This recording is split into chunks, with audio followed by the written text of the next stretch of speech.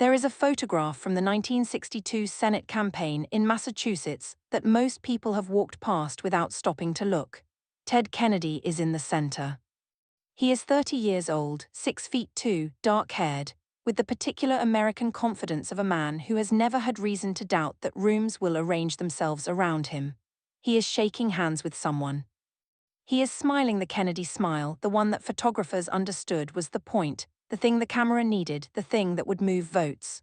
Joan Kennedy is standing to his left. She is 25 years old. She is blonde. And lovely in the specific way that the word lovely is insufficient for luminous, composed, possessed of a bearing that suggests not aristocracy exactly, but the next best thing to it.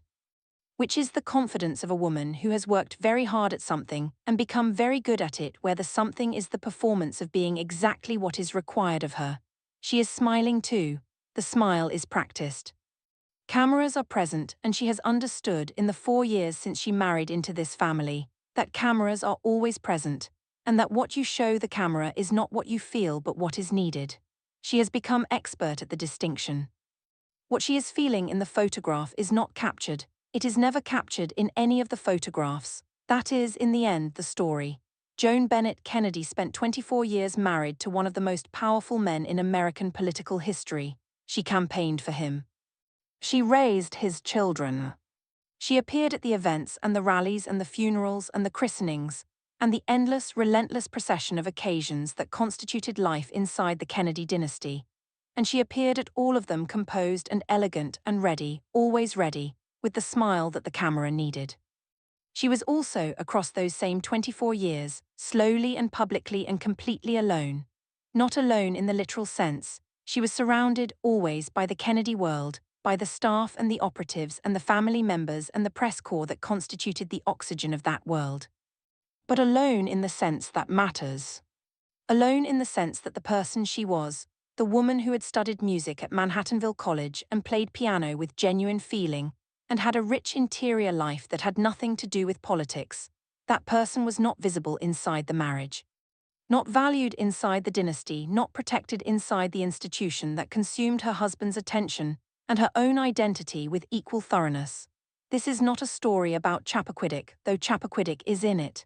It is not a story about Ted Kennedy, though he is in every room of it. It is not a story about the Kennedy curse, though the curse took things from Joan Bennett Kennedy that it never returned.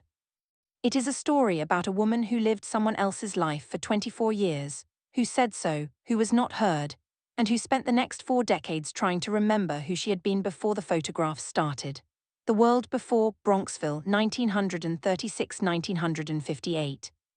Joan Bennett was born on the 2nd of September 1936 in Manhattan and grew up in Bronxville, New York, a Westchester suburb that occupied a specific position in the American social geography of the post-war years.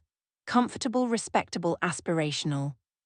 A place where successful men built lives for families who reflected their success. Her father, Harry Wiggin Bennett Jr., was an advertising executive, successful enough to provide a very good life, not successful enough to provide the kind of insulation from the world that real wealth provides. Her mother, Ginny, was, by accounts of those who knew the family, a difficult presence, demanding, critical, the kind of parent who communicates love through the language of correction, and whose children emerge from the experience either broken or armored, and sometimes both. Joan emerged armored. She was, by the accounts of her teachers and her classmates at Bronxville High School, a girl of genuine accomplishments, excellent grades, extraordinary musical ability, the kind of social competence that makes other people comfortable, and a beauty that was already at 16, the kind that stopped conversations. She was the girl other girls wanted to be, and the girl other boys could not approach, and she managed all of this with a grace that suggested she had been managing things for a long time. The music was the truest thing about her. She had studied piano since childhood with the seriousness of someone for whom the instrument is not a skill to be acquired, but a language to be learned. The only language that said exactly what she meant without requiring her to manage the impression it made. She played Beethoven and Chopin with a sensitivity that her teachers noted was unusual. She did not play to be heard, she played to feel something. She attended Manhattanville College, a Catholic women's college in Purchase, New York, where she studied music and education. And where she was in the late 1950s, a young woman of 21 with a full and genuine interior life that was moving slowly and with considerable excitement toward whatever came next. What came next was Ted Kennedy. Or rather, what came next was a meeting arranged by a college friend in the autumn of 1957 with the youngest son of Joseph Kennedy, who was 25 years old and already possessed of the gravitational field that the Kennedy men generated, the looks, the money, the name, the confidence, the specific electricity of people who have never not been the most important person in any room they have entered. She was struck. He was charming. She was 21 and he was 25, and the attraction was genuine on both sides, or at least on her side. And the world that opened in front of her as the object of his attention was not a world she had any framework for resisting. They were engaged within months. They married on the 29th of November 1958 at St. Joseph's Roman Catholic Church in Bronxville. She was 22 years old. He was 26. The Kennedy family attended, which meant the room contained a future president, a future senator, a patriarch of extraordinary power, and the machinery of a dynasty that had been in operation for decades, and that was not going to slow down or make room for the specific needs of one young woman from Bronxville, however lovely, however accomplished, however much she deserved better than what was coming. She did not know what was coming. Nobody told her. The Dynasty and its requirements, Washington, 1958–1963. The Kennedy family was not a family in the sense that most families are families. It was an institution. A political and social organism that had been deliberately constructed by Joseph Kennedy Sr. over the course of decades, around the principle that the family's advancement was the primary obligation of its members, that personal needs were secondary to collective goals, that weakness was not permitted and failure was not discussed, and the show always went on. The women who married into the Kennedy family in the post-war years, Ethel Skakel, who married Bobby, Jackie Bouvier, who married Jack, and now Joan Bennett, who married Ted, were not marrying families. They were marrying institutions, and the institutions had requirements that were not always stated explicitly but were not, once you were inside them, possible to misunderstand. The requirements, as Joan Kennedy experienced them, were these: you appeared when required, you smiled when cameras were present, you supported the candidate, your husband, your brother-in-law, eventually your husband again, with total public enthusiasm regardless of what you thought privately. You raised the children, managed the household, organized the domestic life, and did all of this without making demands on the man whose primary obligation was to the institution. You did not discuss difficulty publicly. You did not show weakness publicly. You were, in public, exactly what the dynasty needed you to be. Joan was, by every account of the people who worked with her in those early years, remarkably good at this. She was poised and warm and genuinely charming in the way that the women who succeed at political life are charming. Not artificially, not through performance alone, but through a genuine interest in people and a genuine ability to make the person in front of her feel seen. She learned the political game with the speed of someone who is naturally gifted at social intelligence. She stood at Ted's side at rallies across Massachusetts during the 1962 Senate campaign, and she shook hands and she smiled the smile, and she was, the political operatives noted, an asset. A genuine asset, the kind of spouse who moves votes. She also became a mother 3 times in quick succession. Cara Kennedy was born in February 1960. Edward Kennedy III Teddy Jr. was born in September 1961. Patrick Kennedy was born in July 1967. She raised these children in the specific way that political wives raise children, with the help of staff, with the disruptions of the campaign schedule, with a husband whose presence was intermittent and whose attention, when present, was divided between his children and the next obligation on the schedule that the institution had set. She loved her children. This is documented not just in the accounts of those around her, but in the specific way she fought for them across the years when the marriage was failing and her own stability was in question. The ferocity of a mother who could not always protect herself but would not stop trying to protect them. She also, in the early years of the marriage, began drinking. The drinking began the way it always begins in these situations, not with a decision, not with a moment of surrender, but with the gradual discovery that a glass of wine at the end of the day softened the specific edge of a life that had become, without anyone intending it, exactly very difficult to live. The edge was loneliness. The edge was the gap between the person she was inside and the person required of her outside. The edge was Ted, who was not unkind exactly, but who was absent in the ways that mattered, emotionally elsewhere even when physically present, a man whose interior was structured around his own needs and his own ambitions in a way that left very little room for anyone else's. She did not in the early years see the drinking as a problem. It was a solution, a small private solution to the problem of being Joan Kennedy, the gilded surface what she showed the world. There is a television broadcast from 1961 that documents, better than anything else in the public record, the quality of the performance Joan Kennedy sustained across her public years. It is a local Massachusetts political event, a fundraiser or a gathering of some kind, the specific occasion not fully documented, and Joan Kennedy is speaking to a group of women about her life as the wife of a senator. She is 24 years old. She is wearing something pale and perfectly pressed. Her hair is done with the precise casualness of women who have people to help them achieve it. She is describing, with evident warmth and evident humor, the challenges of managing a household with a senator's schedule, of organizing the children's school arrangements around the Washington calendar, of the specific logistics of a life that is conducted across multiple states and multiple obligations. She is funny. She is self-deprecating in the charming way that reveals nothing. She is the image of a woman who is absolutely fine, who has found her role and is performing it with genuine enthusiasm, who would not have it any other way. Those who watched her prepare for the appearance, who stood in the room before the cameras arrived, have described something different. A woman who is assembling herself, not in the ordinary sense of applying lipstick and checking her reflection, but in the more fundamental sense of composing herself, of gathering the disparate pieces of her interior life and arranging them into the shape that was required. The assembly was effortful. The effort was invisible by the time the cameras arrived. She spoke publicly about music throughout her life, and those who watched her at the piano, at the occasional public performances she gave, at the private dinners where she sat down and played, describe a different Joan entirely. A woman who was not assembling anything, who was completely present in a way that she was not completely present anywhere else. Whose hands on the keys and whose face in the music were the face of a person who had access to something real, something untranslated, something that had not been managed for public consumption. She had said to people who were close to her in various periods of her life that the piano was the only place she felt like herself. The exact phrasing varied, but the content was consistent, that there was a Joan Kennedy who lived inside the music, and that Joan Kennedy was the one she recognized, and that everywhere else she was someone else, living someone else's life.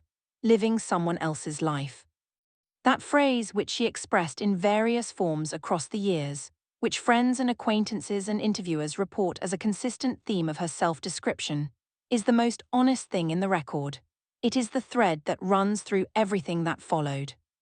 She was living someone else's life, she knew it, she had no available mechanism for stopping.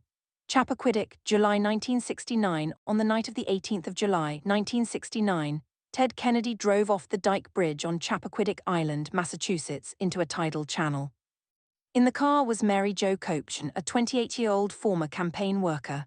Ted Kennedy survived, Mary Jo Kopchen did not. What happened in the 9 hours between the accident and Ted Kennedy's report to the police, 9 hours during which a young woman's body lay in the submerged car, while her family had no idea where she was, and Ted Kennedy consulted with advisors and family members and decided how to manage the situation, is one of the most documented moral failures in American political history. The NTSB investigation, the inquest, the subsequent decades of journalism have established a factual record that Ted Kennedy's defenders have contested, and that the evidence does not support contesting. Joan Kennedy was not at Chappaquiddick. She was pregnant. She was in Squaw Island, Massachusetts at the family compound. She was 32 years old, and she was carrying a child, a pregnancy that would end in miscarriage in the aftermath of the scandal, the fourth miscarriage of her married life. A loss that was managed by the same institutional machinery that managed everything else in the Kennedy world, quietly, efficiently, without adequate acknowledgement of the person at the center of it. She learned about the accident and about Mary Jo Kopchen in the early hours of July 19th. What she learned and what she was told, and in what order is not fully documented in the public record. The Kennedy operation was effective at managing information flow, and Joan was, by this point, someone whose access to information about her own life was mediated by the institution she had married into. What is documented is what she did next. She went to the press conferences. She stood beside Ted Kennedy during the appearances he made in the immediate aftermath of Chappaquiddick, the statement to the people of Massachusetts, the careful management of a situation that should have ended a political career, and nearly did but ultimately did not. She stood beside him, and she was composed, and she was supportive, and she was, as she had been trained to be across 11 years of marriage, exactly what was needed. Those who were close to her in those weeks, who saw her in the private moments between the public appearances, have described, in the accounts they gave years later, a woman who was dissociating.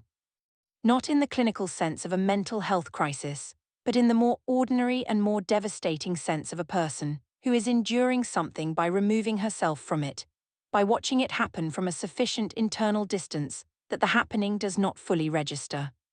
She had already developed the skill across the preceding years of watching her own life from a sufficient distance. Chappaquiddick required a greater distance than she had previously managed. She achieved it. The performance did not fail. The marriage failed instead. Not immediately. The Kennedys did not fail at things immediately, because immediacy was too visible. But the period from 1969 onward is, in the accounts of those who observed the marriage, clearly the period of irreversible deterioration. Ted Kennedy's political survival had required certain things from Joan Kennedy, and she had provided them, and in the providing she had spent something she could not replenish. The drinking increased. It was no longer a solution to the problem of being Joan Kennedy. It had become a problem of its own, the specific progressive physiological problem of alcohol dependency, which does not respond to willpower or shame, or the requirements of the institution in which it is occurring, and which, in the absence of effective treatment, proceeds along its own logic regardless of the demands of the people surrounding it. The public unraveling 1970s. The 1970s were, for Joan Kennedy, a decade of extraordinary public exposure and extraordinary private suffering that occupied the same space simultaneously, in a way that she managed for years and then could not manage anymore. She campaigned for Ted in 1970 and 1972. She appeared at Democratic Party events. She was photographed at Kennedy family occasions, the funerals, the christenings, the endless round of the dynasty's public life, and she was, in those photographs, still composed, still lovely. Still performing the role with the competence of a woman who had been performing it for more than a decade. She was also hospitalized, repeatedly, for the alcohol, which was no longer something that could be managed in private, which was producing the visible consequences, the slurred speech, the unsteady gait, the episodes that those around her could no longer explain as exhaustion or illness, that brought it out of the private realm and into the public one. The Kennedy operation managed the hospitalizations with the same efficiency with which it managed everything else. Quietly, with carefully worded statements about treatment for unspecified conditions, with the institutional machinery of a political family that understood what public knowledge of a senator's wife's alcoholism would mean for the senator's career. The management was not effective at the level it needed to be, which is to say the personal level. Joan Kennedy was not being managed toward recovery. She was being managed toward a performance of recovery that would satisfy the institutional requirements. The distinction is important, and it is the distinction between treatment and concealment, and she received concealment when what she needed was treatment. She sought treatment on her own terms, in the way that people caught between their own needs and an institution's requirements sometimes find a way to act on their own behalf. She entered the Silver Hill Foundation in Connecticut, a psychiatric and addiction treatment facility, in 1974. The stay was, by accounts from the period, genuine. She engaged with the treatment, she worked at the recovery, she emerged with something approaching clarity about the nature of what she was dealing with. She returned to the life had not changed. The dynamics that had produced the drinking were intact. The institutional requirements were intact. The marriage, which had become a performance in which two people lived separate lives while maintaining a public arrangement that served the senator's career, was intact. The recovery did not hold, because recovery requires an environment that supports it, and she did not have an environment that supported it. She had an environment that had specific uses for the version of her that she had been before the alcohol became visible, and no particular interest in investing in whatever would come after. She campaigned for Ted's presidential run in 1980. This is the campaign that most clearly illuminates the specific quality of her position inside the marriage and the dynasty. Ted Kennedy ran for the Democratic nomination against Jimmy Carter, and he did not succeed, and the campaign was, by the assessments of most political observers, poorly managed and insufficiently prepared and premised on a name rather than a case. But Joan Kennedy was there. She gave speeches. She appeared at events across the primary states. She was, in the assessments of political journalists who covered the campaign, one of its genuine assets, more effective on the stump than her husband in certain respects, warmer in personal encounters, possessed of a genuine quality of empathy that the voters responded to. She was also, in this period, speaking more openly about her alcoholism than she had before, not in the managed, institutional way of a statement crafted by a communications team, but in the personal way of a woman who had decided that the concealment had cost more than the disclosure. She spoke to journalists, she spoke at events, she described her experience with a specificity and a lack of self-pity that those who heard her found compelling and brave because it was both. She was doing this, the public honesty, the advocacy. The beginning of the work that would eventually define her later life. While simultaneously campaigning for a husband, she was separated from in everything but name in a marriage that would formally end within 2 years. In the last act of a performance that had been running for 24 years, divorce, 1982, the divorce was finalized on the 24th of December 1982, Christmas Eve. She was 46 years old. The settlement provided for the children and provided for her financially in the way that settlements involving the wealth of the Kennedy family provide, substantially in the material sense, leaving her with resources that were not nothing. She retained the Boston condominium. She received financial support. The material dimensions of the divorce were not the problem. The problem was what the divorce represented, which was the formal end of the thing that had given her life its structure, its purpose, its identity, its claim on the attention of the world for 24 years. She was no longer Joan Kennedy in the sense that had mattered. She was a former senator's wife. She was a woman who had been for a long time the wife of one of the most powerful men in America, and who was now at 46. A private citizen in a world that had no particular use for what she had developed, and no particular mechanism for returning to her what had been taken. She had said, years earlier, that she felt like she was living someone else's life. The divorce was the formal acknowledgement that the someone else's life was over, and that she would now have to find her own. She did not have the tools entirely for this. The tools for finding your own life are assembled across the years of early adulthood, in the decisions you make, and the directions you choose, and the person you become through the choosing. Joan Kennedy's early adulthood had been spent in the service of someone else's choices and someone else's directions, and at 46 she had not had the time and space to assemble the tools that most people have by that age. She had the music. She had always had the music. She returned to it in the years following the divorce with a seriousness that those who observed her found moving. The woman who had played the piano in the private moments of the marriage, in the gaps between the appearances and the campaigns now playing in public. At concerts and events that she organized or participated in, offering the part of herself that had never been for sale and had never been managed and had survived 24 years intact because it had never been required to perform. She performed piano at the Kennedy Center. She gave interviews about her musical life with a specificity and a passion that were recognizably genuine. The music was where she was herself. She had always known this. Now, without the performance of the marriage to maintain, she had more time and more room to be there. She also continued to struggle. The alcoholism did not resolve with the divorce, because alcoholism does not resolve through the resolution of the external circumstances that intensified it.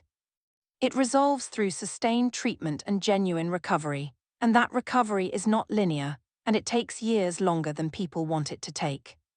Joan Kennedy's recovery took decades, with relapses and hospitalizations and periods of clarity and periods of darkness that were documented, in the way that the lives of people with famous names are documented, in the newspapers and the celebrity press. She was arrested on multiple occasions across the 1990s and 2000s on alcohol-related charges. The arrests were reported. The tabloids covered them with the specific appetite that celebrity misfortune generates, which is to say with very little sympathy and very little context, and very little interest in the person behind the story. The person behind the story was a woman who had spent 24 years being consumed by an institution and who was spending the subsequent decades finding out who was left, and the finding out was not going smoothly, and the press was not particularly interested in the complexity of that. What the dynasty took. There is a question that the story of Joan Kennedy eventually forces, which is the question of what specifically was taken, and whether it was taken deliberately or through negligence or through the ordinary operation of a system that was never designed with her needs in mind. The answer, which is not a comfortable one, is probably all three. The Kennedy family operated through a system of expectations so deeply embedded in its culture that no individual member of the family needed to articulate them or enforce them. They were absorbed and enacted automatically, in the way that institutional cultures always operate, by everyone who participated in them. The expectation that spouses performed certain functions, the expectation that difficulties were managed privately and efficiently, the expectation that the career was the priority and everything else was in service of the career. These expectations were not designed to damage Joan Kennedy. They were not designed with Joan Kennedy in mind at all, which is part of the problem. They were designed for the advancement of the institution, and Joan Kennedy was an element of the institution, a useful element, a valued element in certain respects, but not the thing the institution was organized around. The thing the institution was organized around was Ted Kennedy's political career, and Joan Kennedy was useful to that career in specific ways, and in those ways was attended to and in other ways was not. The other ways included her mental health, her emotional well-being, her identity outside of the role, her music, her interior life, her particular quality of being a person rather than a political asset. These were not the things the institution valued, and so they were not the things the institution attended to, and so they deteriorated in the way that unattended things deteriorate, slowly, invisibly, and then all at once. Ted Kennedy bears personal responsibility for dimensions of this that go beyond the institutional. He was not merely an element of the system, he was one of its primary operators. He was also a man who was capable, as his long Senate career demonstrated, of genuine moral seriousness and genuine concern for the suffering of people outside his immediate world.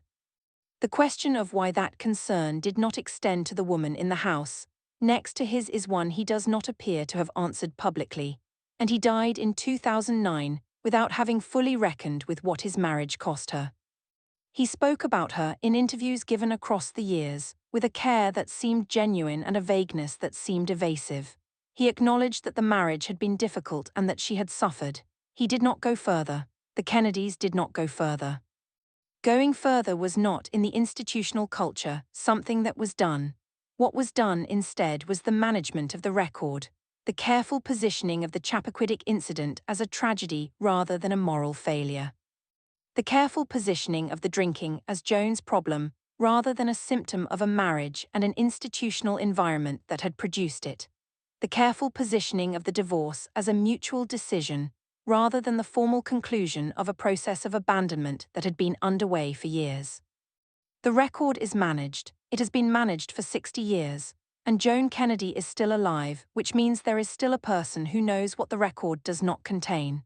The advocacy, what she built from what remained. She is now in her late 80s. Joan Bennett Kennedy, living in Boston, largely private, a woman whose public life has been over for a long time by any conventional measure, and who has filled the time since with the things that were genuinely hers: the music, the advocacy. The slow and difficult work of recovery that is not a destination but a practice. She became, in the years following the divorce, a voice for addiction recovery. Not the managed, institutional kind of advocacy that political families attach their names to, not a ribbon-cutting or a statement of support, but the genuine, vulnerable, first-person kind of advocacy that requires you to describe, publicly, the specific shape of your own suffering. She did this in interviews and in public appearances with the particular credibility of a woman who has not resolved her relationship with alcohol so much as she has negotiated a daily truce with it, and who speaks about this negotiation without self-pity and without the performance of having achieved something she has not achieved. She has spoken about the years inside the Kennedy dynasty with a care that suggests she understands what she is saying and what it costs to say it. She has not written a comprehensive memoir. She has not given the comprehensive interview that would let the record speak for itself. She has offered fragments across the decades, the comment about living someone else's life, the descriptions of the music as the only place she was herself. The careful and honest accounts of the drinking and its consequences, and from these fragments the shape of the larger story is visible to anyone who looks. The children, Cara, Teddy Jr., Patrick, have survived their own versions of what it meant to be Kennedy children. Cara died in 2011 of a heart attack at the age of 51, having survived lung cancer several years earlier. Teddy Jr. lost his leg to bone cancer at the age of 12, a devastating event that Joan managed with the same ferocity she brought to anything that threatened her children, and has gone on to a career in public service and advocacy. Patrick served in Congress and has spoken publicly about his own struggles with addiction and mental illness, with the honesty that his mother's advocacy made possible. She outlived Ted, who died in August 2009. She outlived Cara. She has watched her surviving children grow into adults who carry the weight of the name with more self-awareness than the generation before them, who speak about the things that generation did not speak about, who are trying in the way that each generation tries with varying success, to do better with what they have been given. She has said in various contexts and in various formulations that she has found peace. Whether this is true in the complete sense is not something the public record can confirm. What the public record shows is a woman who, in her late 80s, is still here, who has not been destroyed by what she endured, though it came close, who found, in the music and in the advocacy, and in the relationship with her children and grandchildren, enough that was genuinely hers to sustain herself across the decades in which everything that was not hers fell away. This is not a small thing. This is, in fact, the most remarkable thing in the story, that she is still here, the woman the dynasty left behind. The Kennedy dynasty has its legends.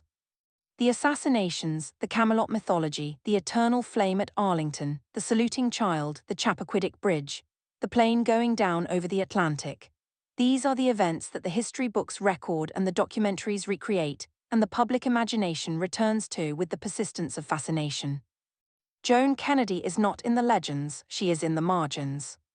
She is the woman standing to the left in the 1962 photograph, smiling the practiced smile, assembling herself for the camera in the way she had learned to assemble herself across 4 years of marriage, to a man whose family did not have time for the assembly to be difficult. Her story does not have a dramatic moment, it does not have an assassination or a plane crash or a bridge at night. It has instead the accumulation of smaller things, the miscarriages managed without adequate support, the hospitalizations managed without adequate treatment, the alcoholism managed without adequate understanding, the identity lost without adequate acknowledgement of the losing. The slow, visible, decades-long process of a woman being consumed by circumstances she had not chosen and could not escape without losing everything she had, which she eventually lost anyway. The Kennedy curse is usually spoken of in terms of sudden violent death. It is spoken of in terms of the men, the 2 brothers, the nephew, the pilots and the soldiers and the politicians who died before they should have. Joan Kennedy is the other version. The version in which the loss is not sudden and is not death and is not violent in the ways that make headlines. The loss is the slow erosion of a self. The daily cost of inhabiting a life that does not fit the person inhabiting it, paid in small increments across 2.5 decades, until the payment has exceeded whatever the person started with. She said she felt like she was living someone else's life. She said it to friends and acquaintances across the years, in the way that people say the truest things about themselves, peripherally, without making a declaration of it in the spaces between the official account. She was right. She was living someone else's life. The someone else was the wife of Ted Kennedy, the daughter-in-law of the dynasty, the poised and lovely woman in the photograph with the practiced smile.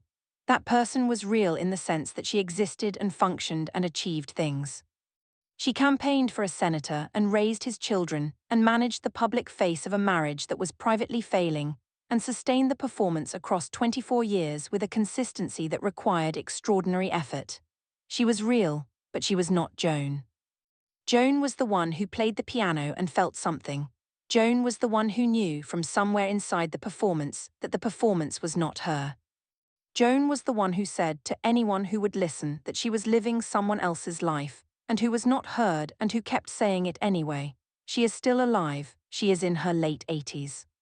She is the one who endured the dynasty and was left behind by it, and is still here, which is the thing the dynasty did not expect, and the thing the history does not always remember, and the thing that is when you understand what it cost.